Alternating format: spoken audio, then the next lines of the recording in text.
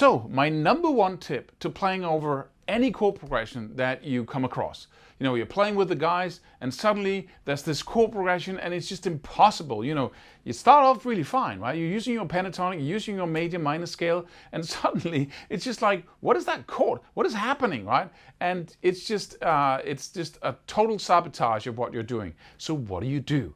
Well, before we go into all kinds of solutions, right, to understanding chord progressions, to knowing exactly what to do over any chord when it comes to scales and arpeggios, and being able to do that without learning a bunch of stuff across the fretboard, but just that isolated knowledge, right, as we teach in our new program, Audacious.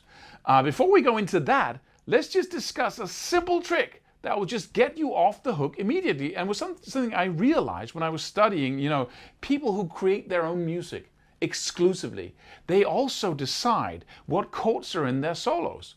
And I was watching a lot of guys who were soloing over the same 2 or 3 or 4 chords every single time. It was like they just picked them out, right? No matter what the song, it was just like, okay, go to this, then do that. And they were experts at playing over those chords, right, in any key. And you can do the same. And you can also do it with songs that you didn't write.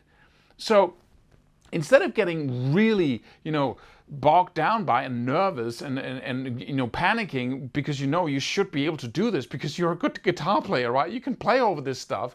Then just say, hey, let's not play that chord. Let's just stick with A minor and C major.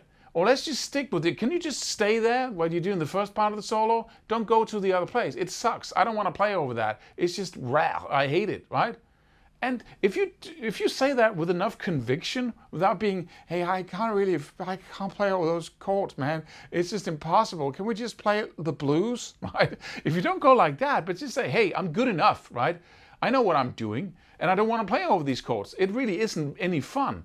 You don't have to say that it's because you don't know how. You just get to decide because you're the guitar. You know, you're the main instrument, right? You're playing a solo in that moment. So you get to decide what to play over.